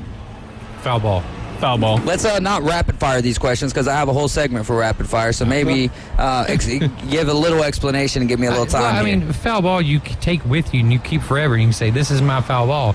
Jumbotron, unless somebody has their phone out at that exact moment recording it, it's not really there. Now, somebody's catching got their a phone foul on ball while you're, and getting shown on the Jumbotron, you win both. Oh, that's a great one. What about for you, Drew? Foul ball, because, I mean, you get to, number one, you get to take it home. Number two, you go home, you find the broadcast of that game. There's a 1 in a million, not a 1 in a million, but there's a good chance of you being on TV catching the foul ball. I like that. Give me the Jumbotron. I am not going to have the hands. I'm not taller than all these people that are crowded around you trying to get this thing in the air. That You're sounds taller like than someone's Drew. eyes getting poked out. Jumbotron. It's not hard. Kyle, what do you got? Yeah, I'm going to go with the foul ball as well. This is something I've actually done at a game before. I caught a Dimitri Young foul ball in Cincinnati. Or not in Cincinnati, I'm sorry, in Atlanta at Turner Field. So that was a really cool moment that it's really unmatched. I mean, I still have like a baseball from a game. I just went to batting practice. You just show up early enough, head nod that way, boom, ball, done. Yeah, no doubt. Had somebody take a Ken Griffey Jr. batting practice home run ball from me at Turner Field as well. Had like an adult like pretty much jumped in front of me and took it from me. I read Love about those this. guys. I read about this one on one of the Facebook groups I'm in, the Ballpark Chasers, where the umpires had given a little kid the umpire scorecards after the game, or the lineups rather, gave him the lineups after the game, and then some older teen walked by him and stole the lineup cards. The kid ended up losing the lineup cards. The kid who stole them, and the kid seen them drop. The kid who got them stolen from seen them drop and went up and picked them up. And the older teen came up and asked him for it. He was like, "Sorry about your luck, buddy. Like, you just stole from me, bro." I would have been such a bit of a more brash mood at that point and time. All right, we'll go. For me, I'm gonna say catch a foul ball. Unless it's, you know what I've never been on is the little the kiss cam. Yeah, kiss cam. So if me and Kyle are catching a game together, then get a little action on the for kiss us cam. too, like over at Truist, or I know they did it at Turner Field, they've got Simba Cam. Oh, Simba. Because like if you bring the baby and you hold the baby up, they play Circle of Life. Like, it's so cool. Yeah, and then I wanna do that. My kid's perfect. they're gonna hit you with a child endangerment charge or something. So you get a toddler and you're like, yeah, he could fall and probably make it. What about? And I'll be Take facetious. Drew and you can hold Drew up. Yeah. Well, talking about the Simba Cam, there was a video I saw of a Harlem Globetrotters game where they literally stopped it mid game, and he went to started find a playing baby. the music, and everybody just stops and they start searching through the audience and going crazy, find this kid, and next thing is find this baby. They take somebody's baby and just hold them up. And everybody's just dying laughing or clapping and having fun with it. Awesome. And then they just put them back down and they go right back to the game. Wild. That's great. Wow. Oh, that's totally off topic here, but Jocelyn Allo was playing with the Savannah Bananas. I don't know if you guys saw that at all, but that's pretty cool. Jocelyn Allo was like the best college softball player last year. She's moved on now, but get an autograph. We're still at a baseball game here. Get an autograph or a photo. Now, normally I get it. If you're getting an autograph, you might get a photo with the player as well, but if you can only choose one, he's only giving you time for one thing here. You get a photo or you get an autograph. Photo. Yeah, I was gonna say with pictures being like as seen as they are now, right? Like picture it didn't happen, and you can save them. You'll have them forever. They go to the cloud. All that good stuff. I'm with the photo, man. I've always been a photo guy. We met Felipe Lopez, Ken Griffey Jr., and Javier Valentin in Cincinnati on that same trip, I should say, that I had the home run ball stolen from me. We did meet Griffey after the game. Didn't have either one. Didn't have anything for him to sign. Police report? Yeah, of course. Didn't have anything. Yeah, he took my Jordan backpack. But didn't have anything for him to sign, and obviously there were really no camera phones back then, but got a fist pump from all three of the guys. It was really cool. You still got the memory. But I really wish I could have the picture. I'm taking the photo because, I mean, especially these days, too, if you have an autograph, you pretty much need to get someone to get a COA on it anyway. If it's not authenticated, like, it's real, but nobody else does. Picture, proof, done, met him. I'm taking the autograph. Like, screw you if you don't believe it's real. Like, especially if you're getting the autograph for yourself, and that's the only thing that matters. I was there. About. It's going up in my trophy case. Now, this is Drew, who has an autograph from Ozzy. Ozzy. That is cool. Like Ozzy, Ozzy. dude. Like Like Ozzy Osbourne? You guys don't know Ozzy? Come the on. mascot of the Nashville Sounds. Come on, guys. Ozzy. You I got guys should Ozzy know this. Canseco's This is a fun- autograph. This is a real story, by the way. I'll tell it real fast. Okay. So back when we did Time for a break. No. back we did the Right On Sports show, we were all bringing memorabilia back when we first started, and we're all bringing like autograph stuff and like jerseys, old school stuff. And Drew brings in this ball, and he's like, "Dude, this ball is signed by Ozzy." And me and Nick are like, "Dude, like Ozzy Guillen, Ozzy Smith, Ozzy Albies. Ozzy Albies." And he goes, "No, dude." Like the mascot from the Nashville Sounds, and it's like in a case and everything. That's pretty cool though. Was it and good, like, childhood memory or something? I had put it on there. I had put it on my little desk at the time, and Nick goes to take it out to toss it around, and I'm like, "Dog, that ball was signed by Ozzy ball, bro." Which I agree though. Like, don't. Why would you take my memorabilia out of the case? Like, Nick, come on, you know better than that, girly. Somebody wrote on it, so I erased it for you. Yeah, it's a memory thing. That's It cool. does have fond memories because, like, we when the little league team that I had played for, someone had come through and bought tickets to the Nashville Sounds for the whole league to go to. That's so cool. we all had a league night. So where the we went whole out league there, was there. That had to have been pretty cool. and we had front row seats. We were able to hang out. We got there. My And family got Ozzy. there super early, and like I'm looking through, like you said, go there early. They were taking BP. There's BP balls everywhere. Could you imagine if you would have gotten an autograph from every single player on its own individual ball? Some of the players that might have turned out to be something. Who was on those teams in Nashville? We don't know, but Ozzy was there. Ozzy was I there. can't remember at this time. What year was it? That was like probably. This was 2010, 2009, somewhere around there. You were in Little League in I was gonna say, 2009. how young are you? Wait, you're 26, right? 27. Okay, 27. Baby. Dang, I graduated in 2009, so that's I why it makes graduated me feel. college in 2010. No, We're just telling the man his Graduated age college here. in 2004. It was before then. It was probably 2005. Oh, yeah, that's what I was. That's what I was thinking. Like early 2000s. Yeah, I graduated high school in 06, Somewhere around so there. that makes sense. Autograph or photo for you, AG? Did you already answer? Photo. Photo. Yeah, I'd rather for, go photo. For me, it's an autograph, and since no one else used it, I'll just hand my phone to someone else behind me, and they can record me getting the audio, There you go. the autograph instead of. No, I'm just joking. I'll still take the autograph, no I would doubt double this up. about I it. want the autograph, but I want it on the Alcides Jumbotron. Escobar, Matt Gamble. These are just names that I recognize. Well, we'll do that We're looking here. at Cody the Wynn Sanders. Jr., Bill Hall, J.J. Hardy, Corey Hart, J.J. Hardy. Trevor Hoffman, actually. Trevor Hoffman was on the Nashville Sounds What it says. in 2005. That's what it says. Wow, Wow, Drew, that's you wild. We'll chose look at some Ozzy? other names. Yeah, Drew, it's Ozzy. We're gonna ride to a break. You're riding with the Afternoon Underdogs. You're listening to ESPN Northwest Florida. Keep it locked in, y'all. Do you suffer from political talk radio fatigue? We know that under the 49% rate, the U.S. economy is voting for Bill. Then tune into the most fun and exciting new radio show on the Gulf Coast. It's The Inside Drive with Ryan Mulvey. From the Bill Kramer Chevrolet Buick GMC and Kramer Marine Outdoor Studios. Middays 11 to 1 on ESPN Northwest Florida. Good evening. This is Joanna with your latest forecast on ESPN Northwest Florida. For tonight, a possibility of thunderstorms and light rain and a low of 71 with an 8 to 12 miles per hour wind out of the east-northeast. Very light showers and possible thunderstorms tomorrow morning and warm near 77. A chance of thunderstorms and light rain and 78 in the afternoon and evening. This is your Wednesday's weather brought to you by Ellis Agency Insurance. Thank you for keeping that dial on ESPN Northwest Florida. Rely on it. Hey folks, Chris Kramer with Bill Kramer GM. And the best place to listen to the Inside Drive with Ryan Mulvey is inside a brand new vehicle from Bill Kramer GM. And I want you to know we've got 10 times the amount of inventory on the ground as we did this time last year, and darn near all of them are discounted. So shop us online at BillKramerGM.com or visit us the corner of Frankfurt and 23rd. We'll make it easy and take great care of you. Byron Beggs' 100th win for the 24 team. I'm Susie Armstrong. The story next on NASCAR Today. Ray Magliozzi here for eBay Motors. So you ordered a new air filter for your car. You try to install it, but it doesn't fit. So you take a little bit off the sides. What, still doesn't fit?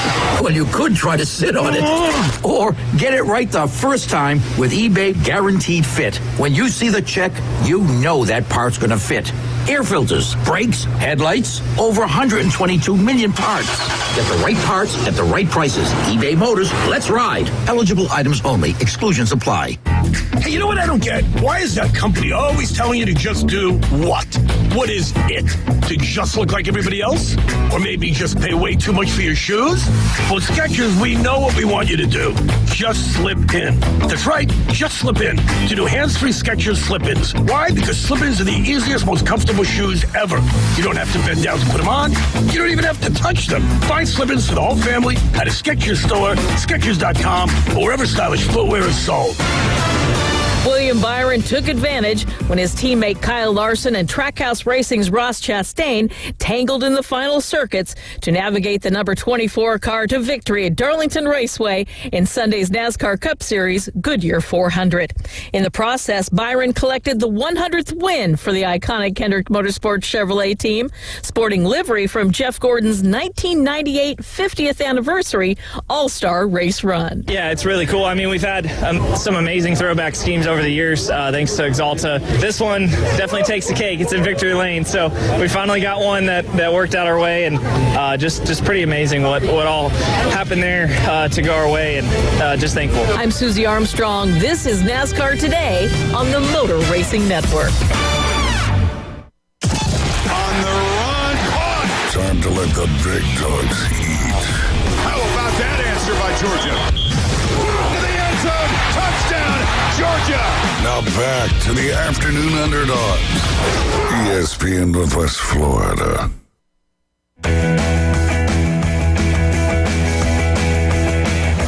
We are back. You're riding with the Afternoon Underdogs. This is ESPN Northwest Florida. I'm David Hayes along with Drew Gorman, Kyle Wright, AG. We got Amanda Muller in the building with us as well. Whew. What a day it has been to this point. No go to goats. I guess we're going to take another week off on that one. A hiatus. Or take a week off on it. We should have done video games, but we just got to figure out, we got to finish our brackets and then all come together. And that's we're going to do the final edit right here on the air instead of like going through everything and then just have Caveman cussing us out after every single one. It's better. It's just easier, you know, like until we get the Caveman approved bracket. No. We're not going to mute him. No, we're going to get for a segment so we can talk about things and then we'll come back and. No, we just get the Caveman approved bracket out there and then everything will be good. Everything will be good at that. No, but honestly, we just didn't. You know, Kyle's had some things going on. I had a lot of things going on over the weekend as well, especially a 3-day weekend. Like, what do you think about work during a 3-day weekend? Working the entire weekend, I shouldn't have said that. And I kind of like, that's why I looked at you for a second. Like, I shouldn't trek down this road here. You should have asked this one. There's two guys at this table that have got probably their butts whooped all weekend. What is work? What is work? You worked all weekend? No. Oh, you worked all weekend? Dad, right? No. Kyle, you worked all weekend? Dude, I got smoked all weekend, bro. Oh, my goodness, I man. went fishing. But now it's like there's nobody in town, so. Catch anything? I caught a Spanish mackerel Nice. and a ladyfish that I had to throw back. You've been doing a lot of fishing lately, too, man. It's a real fishing report with Tim Braddock, dude, that real baby. fishing report, man. Every Friday I tune in because it's right about the same time that I'm getting off work, about 3:30. I get home about 4 o'clock, grab all my stuff, and by the time that I'm in my truck driving down the road, going to the beach or going to a pond or going to a Lake Powell, you guys are, all right, well, we're here with Tim Braddock for the real fishing report. And I'm like, yes. Okay, tell me what I need to do. And we tell you what you need to do. You just need to go. All right. Just go. Hey, for real. And Bay Breeze Bait and Tackle, their whole specialty is keeping fishing fun, simple, and successful. All right. So from Adam Goff here, I'm now going to Facebook here, going to read off some of the comments that we have. Would you rather have a World Series title or for your favorite MLB team. So would you rather your favorite MLB team win the World Series or your NFL team win the Lombardi Trophy? Now, AG, kind of give us your backstory. Have you seen the Reds? You haven't seen the Reds. Yeah, I was 9 when we won the World Series. You were 9, so that counts. 1990. That absolutely counts. But the Bengals haven't. Yeah, the Bengals haven't got it done. Braves got it done in '95. I was 4, and 3 years ago. And yeah, so that was great. Titans closest they came was 1 yard, in 2000 against the Rams. So Saints, you've seen the Saints Astros, win, you've seen. Astros win too. All right, so we're not even. Drew, Bang, bang. why don't you go do a lap around Dave and Buster's? Not the inside, the outside. No, I'm kidding. I've seen the Cubs finally, so I'm ready for the Bears to win one. In the I haven't Packers, seen yeah, one. you've seen the Packers win one. No, not too I have long. not seen the Bears win a Super Bowl. I've seen them go, but not win. You're not a Packers fan? Get out of here. Okay, I'm sorry. Rex Grossman, we trust. Still thinking about that 2025 Lambeau draft. I mean, that's gotta be lit, man. It is gonna be Is it lit. in like Roll up on our somebody's tractors. backyard? What's that? Is it in somebody's backyard? Because they have all Pretty their much homes Lambeau around is there? in people's backyard. That's what I'm saying. Yeah. So yes it is. We'll be hosting it at the local bar. Kyle? It's literally called The Bar. The bar. That's a great name. So you've seen yours. You've seen half. I've seen half. I've seen You've half. seen half. These are Have the you only seen the thing- whole thing, or just? These are the only things I haven't seen, right? Because I've seen the Heat win a championship, possibly another one here in a week or two. I've seen Florida State win a national championship. I've seen the Lightning win a Stanley Cup 2 times. Also, I can tell you right now that I love Florida State's my first love. As I'm sorry to hear you that. would think so. This was your right? NBA or the NFL team or a Major League Baseball team? So this is what I'm saying. I would trade everything I've seen so far for the Reds to win a World Series in my lifetime. Everything. I would, So you I would would give give. I would give everything. I would As give a Florida friend, State I'm titles. kinda mad at No, you. I get it with I get it with the Lightning, and I get it. Obviously, it was big with everything that I've seen, but. Dude, just because baseball is so much bigger than the actual sport, that's the thing my dad made me fall in love with. If I could see the Reds win a World Series when my dad's still alive, that would mean so much more to me than anything else that could possibly happen in sports. In sports, and to piggyback off that, when the Bengals were in the Super Bowl a couple years ago, my dad and my mom, they drove down and, we watched the game there in my living room. And, it was so exciting to sit there and watch the Bengals play in the Super Bowl as an adult. Because, it was 1989 the last time the Bengals were there. I was 8. And I really wasn't as big into football as I was baseball at that time because, I grew up listening to Marty and Joe on 700 every day, and every night. And that was one of the things that I clicked with on baseball immediately was my dad's affinity and passion and love for it. And so I'm kind of with Kyle here to a certain degree. I would love to see the Reds win one, maybe before the Bengals, but My Bengals thing don't is- have one, so that's where I'm kind of torn. Carson or Ezra for the Reds World Series? What you mean? Trade. Oh, both. Who was that? Hey, 2 for 1. Yeah, the second one I'm not sure of.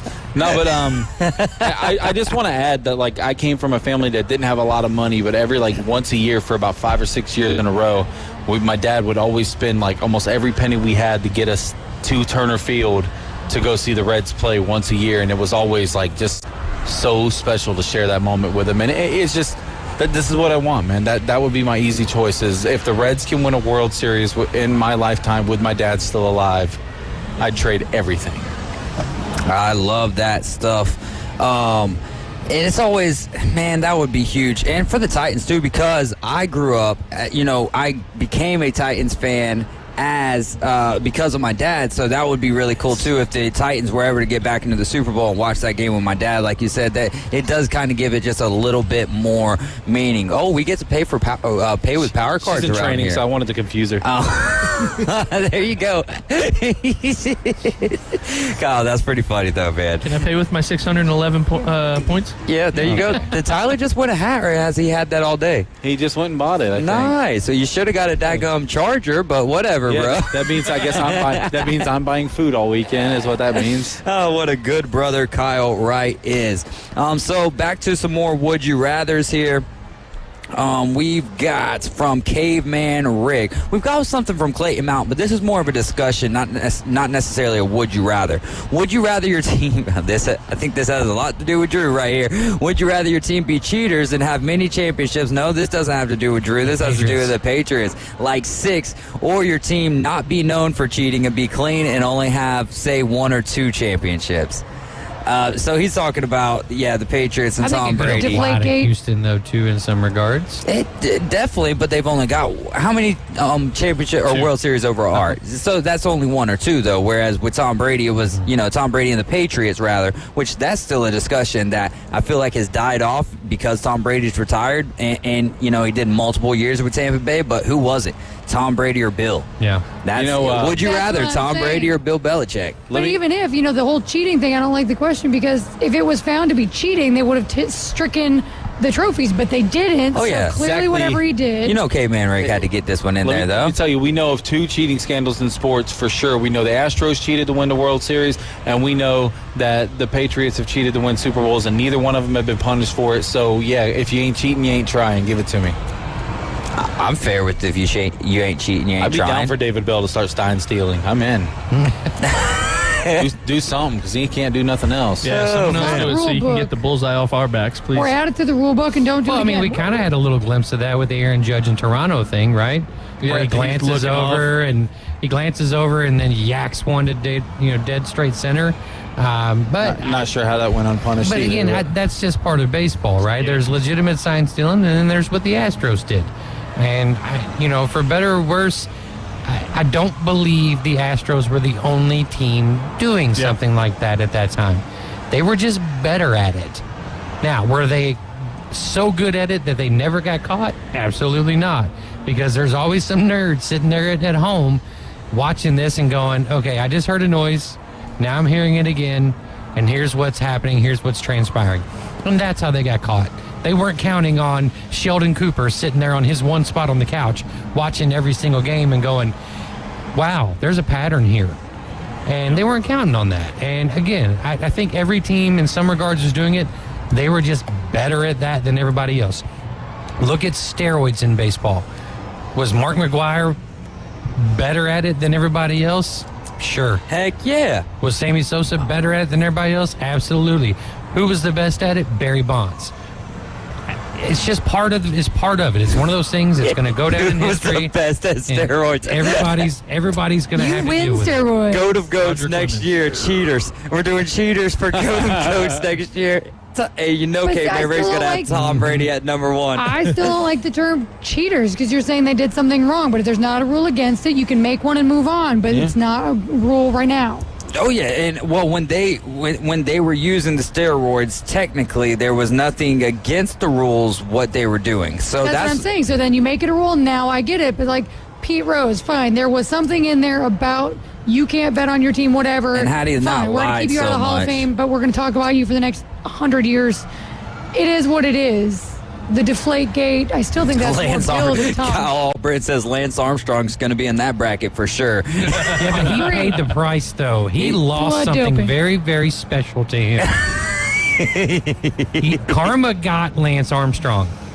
Yeah. He lost something that was a cushion for him on those long bike rides. Oh, that's a terrible cushion, bro. Is that how they ride the Tour de France? They use that as a seat cushion? I'm just going to say this. If that's what you sit on, then you're nuts. No doubt. Wow. Caveman Rick says also, this is, I think the other one was kind of more or less facetious. I'm sure he'll correct me if I'm wrong, though. Would you rather be the best athlete or player of a particular game or sport, but be unknown, or just be an average type player in the league or game, but have like a large following, like on Twitter and all of that stuff? Which you do have, you do have players like that who are really good, but they're just not well known. And me, as a type of person, like the type of person that I am, I really enjoy privacy. Like I love my privacy. Give me an example of that. So really, that first one though. Let's say, would you rather be Terry McLaurin who really might be the best wide receiver in the NFL. But look who said throwing to him before you. He does it with I'm just saying, like, look who's throwing to him before you like disregard that comment. Well, I'm just saying that's the best. He might be, dude. He does it with anybody. You put him with Patrick Mahomes. You put him with. I love when they try to how do you guys feel about Kirk Cousins? Because I think Kirk Cousins is a top 5 quarterback. Top 5? Let's say top 10. Let's say top 8. I'll say top 10. I'll be the Miles here. Non-prime time, top 5. Prime time, bottom 20. Okay. All right, yeah, no, that's very fair. Anyways, I was just saying, I was kind of getting at, like, Justin Jefferson has got Kirk Cousins throwing, which I respect Kirk Cousins, and I think he's, I would definitely say top 15. Mm-hmm. Top 10 is where I have to really look to see where he's at there, but I mean, look at the numbers that he's been having with the Minnesota Vikings there.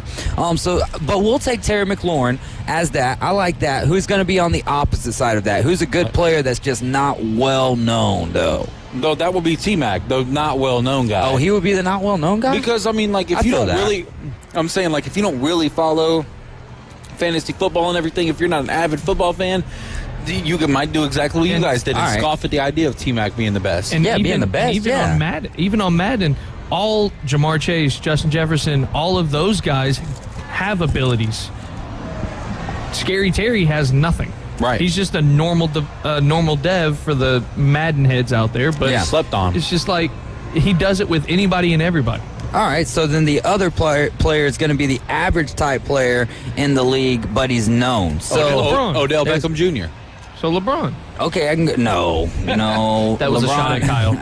I know that, but I'm just saying, like, at the end of the day, as much as we want to, hate on LeBron or whatever, at the end of the day, you have to respect the greatness that he's accomplished, especially when you look at the career. You can look at the 10 finals, all of that good stuff, but when you look at the 20 years that he's played basketball, it's very impressive. How about Amon-Ra St. Brown? If we want to go down that road, we can.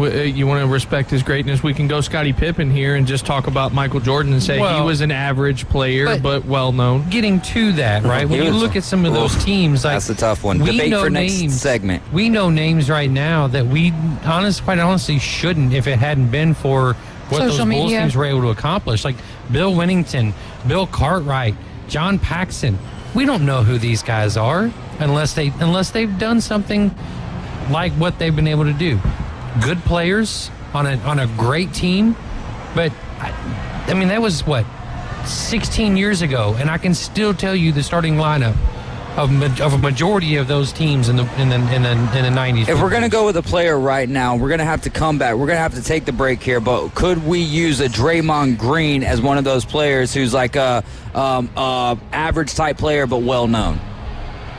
If we're just talking right now. I think this will make Kyle happy, but my perfect comp is Zion Williamson.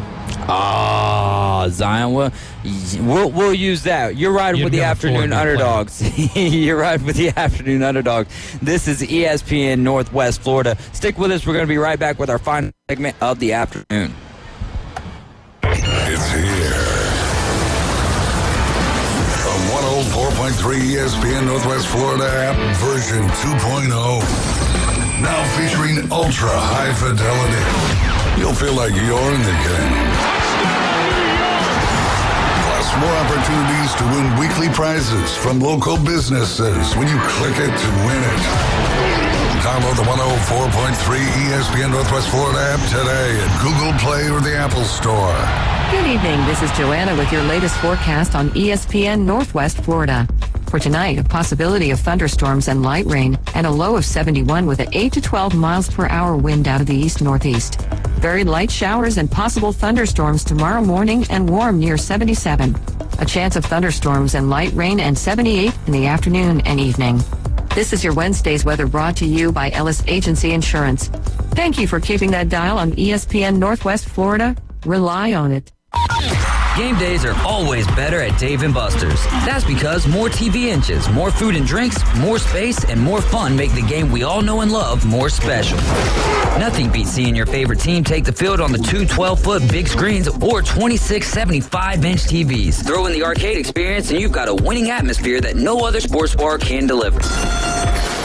Follow the fun at Dave & Buster's Panama City Beach on Facebook and Instagram. Eat, drink, play, and watch sports at Dave & Buster's. Golf is a game that should be fun, but to have the most fun, you need to play your best. That's where the experts at Golf Plus come in. Their friendly staff will guide you through the buying process, answer all your questions, and can help with any repairs you need along the way. Golf Plus is your custom fitting, club repair, and golf retail shop. Golf Plus staff is non-commissioned and will work with you to find the best product for your game, just like they've been doing since 1988. Golf Plus in Dothan and Panama City Beach. Fitting, repair, retail. That's Golf Plus. Everyone loves gold chains. I mean, who doesn't? Gold always works. Tracy's Fine Jewelry inside Coin and Bullion Reserves features the largest selection of 14-karat gold chains, bracelets, pendants, and earrings you'll find anywhere. In fact, more than all the other stores in Bay County combined. And they're all on sale today at Tracy's Fine Jewelry inside Coin and Bullion Reserves. You won't find a larger selection or lower prices anywhere. Gold always works, and you can take that to the bank. It moves fast. The High School Spotlight. Weekdays at 5:40. Let's do it. Sponsored by Barbaritos. ESPN Northwest Florida. You're riding with the Afternoon Underdogs. This is ESPN Northwest Florida. We're out here at Dave & Buster's where the slogan is eat, drink, and play. And we've got the assistant general manager here with us, Amanda Muller, and we're going to ask her who she thinks is going to win the 2032 Super Bowl. Man. I'm just kidding. We're going to get the Bengals. Hey, that's not a bad pick. That'll be our third at that point, so I'm good. It'll be the third. So y'all are going to have 3 within 10 years. 9 Dynasty, years. baby. Let's go. I still think they won't win one, but that's a different conversation. Really? Yeah, they won't. I'm telling you. In Burrow, we trust. They're just too good. One of those franchises. They're fun to watch. They're one of those franchises that'll never win one. Just like the Reds. Oh, just like, I mean, No, the the Bengals are going to Vikings win are a one. franchise that'll never win one. The Lions. I'm just saying. Also, everyone loves on Joe Burrow for getting to this team for the Super Bowl, and then everybody hates on LeBron for getting his team to 10 NBA championships. They are so in different I'm just saying. Yeah, I'm just saying. Let's keep the I'm same about to energy. vote you off the island. I'm just saying. Hey, we do have some breaking news. Okay, what you got there? The Miami Heat, Boston Celtics. They broke a television record in the Eastern Conference Final Game 7, most ever watched Eastern Conference Finals game. So wow, what a game to bring your lackluster appearance. yeah, it peaked at 14.3 million viewers at one point, which is pretty crazy. So maybe there is some money in my I thought that maybe the whole reason Boston was wanted by the NBA in the finals was ratings, because I don't know if Miami's going to be able to bring that same attitude to the finals, but who knows, man? I doubt 14 million people were watching just to watch Boston. Me and 14 others are going to get together here at Dave & Buster's on Thursday tomorrow night, and we're going to watch Game 1 of the finals. So we're breaking that record night 1. Well, there You got it. There you go. I'll be Game here. 1, night 1. We're breaking the record. All right, so back to Scary Terry and Zion Williamson. Which athlete would you rather be? Known and not very productive, or rather unknown, but considered by your peers a very skilled. I mean, in this scenario, I'd rather be Scary Terry because at least I'm playing. I mean, for Zion, the dude can't stay healthy. He can't stay on the floor. So, at least Scary Terry's healthy and out there playing. But, whether it's Carson Wentz or Sam Howell or Heineke or whoever's Alex throwing him the Smith. ball, he's still out there doing his thing. So name those quarterbacks again. This is why I'm telling you that dude is actually a lot better than people think. I'm gonna go with AG here and say Scary Terry as well, because the dude just does nothing but put up numbers with no matter who is out there. And one day he's going to get his due. It may be in Washington, it may not be, but one day he's going to get his due, and it's a long time coming for him. All right, we're going to take a little hiatus. I got one more question that I want to get to, but before that, this is your local high school sports spotlight brought to you by Barbaritos Food Community People. Visit Barbaritos on 23rd Street. Tell them that the Underdogs sent you. Mosley Passing Academy getting set to take off this week. June 6th, the 13th, the 20th, and the 29th. 3 dates in July, the 11th, the 18th, and the 25th. This is the Mosley High School Summer Passing Academy for quarterbacks, wide receivers, and running backs. We're looking for rising 6th, 7th, and 8th graders from 6:30 to 7:30 p.m. at the Mosley practice field. It's $20 a session, June 6th, the 13th, and the 20th, the 29th as well. Those are all your dates for June. We'll keep shouting those out as we move on. North Bay Haven and the athletic director, Dustin Renspies, has submitted his letter of resignation and is stepping down from his position. Renspies spent 2 years with North Bay Haven, and he was hired in April of 2021. Also spent 1 season leading the Bucks baseball team. Renspies' decision is related to his family, and he plans to return to the Atlanta, Georgia area. That's where he was before he moved to Bay County. Renspies will finish his contract with North Bay Haven, which is set to end in just about 30 days or so, the end of June. They're going to be having a search for a new athletic director immediately, and that's going to be headed up by the CEO, the Chief Education Officer, Kyle, Larry you putting in your resume, Bollinger. buddy? Yeah, I am. Nice. Great stuff there. Also want to shine a little love or show a little love to our 25 players between 6 teams named to the all-county team from Arnold: Brianna Clark, Jaden Reyes, Addison Legleiter, Casey McClellan, Dakota Kilpatrick, Lily Cobb, Layla Kern, and Avery Allen. From Bozeman, you had Piper Messick, Chloe Lay, Whitney Rogers, Carly McLean, Addison John, and Colby Jones. From North Bay Haven, Kaylee Goodpasser. I don't even think she's in high school yet, y'all. I think she was in like 7th or 8th grade last year. This young lady is going to be a monster. Bailey Gladden, Bailey Stokes, and Samantha Velasquez. From Mosley, we had Amaya Menchaca, Gracie Lewis, Reagan Lehman, and from Bay, Brooke Guidis and Crystal Ruthven. From Rutherford, Emma Watkins and Annabelle Watkins. So Rutherford's got a lot of siblings that are playing sports together, and that's really cool stuff.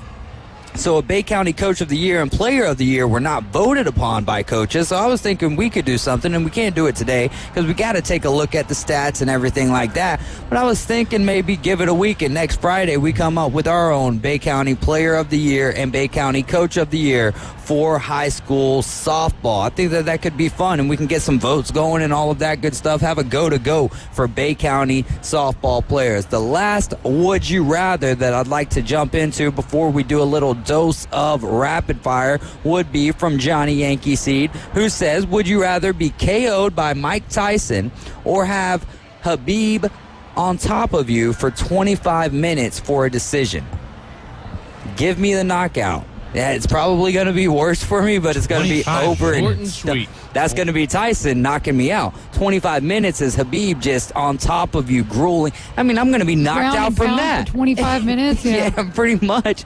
Put me in a sleeper hold right there for 25 minutes. I'm dead at that point, though. Yeah, I don't want nothing to do with professional combat artists. I'm good. I'm good. I've been knocked out before. Just knock me out. Short and sweet. Take me out. Yeah. To the ball game. Take me out tonight. What you got there? Yeah, Mike Tyson there all day. You had one on your post that you had shared, and I'll give you a couple of minutes. Again, you're riding with the Afternoon Underdogs. We've got 3 local shows here on ESPN Northwest Florida, Monday through Fridays for all of them. Coach James Hale Show runs from 7 to 9 a.m. The Inside Drive with Ryan Mulvey and Jay Henley from 11 a.m. to 1 p.m. and the Afternoon Underdogs from 4 to 6.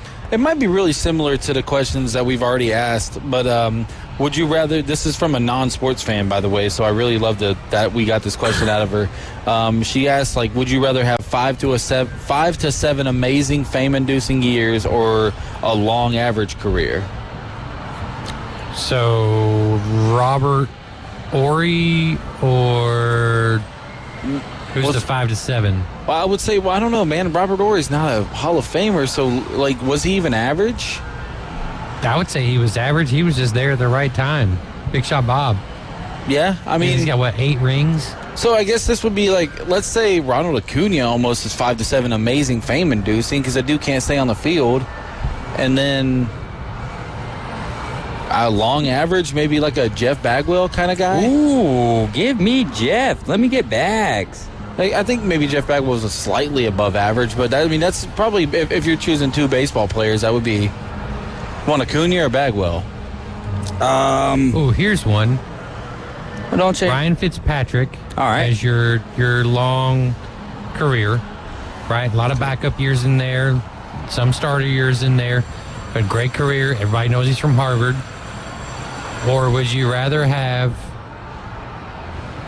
who's the other quarterback that we could throw in there? There was a 5 to 7 window that was great. 5 to 7. How about like a Stan Humphries, Jake Delhomme, Trent Dilfer, Matt Hasselbeck, Aaron Brooks, Trent Green.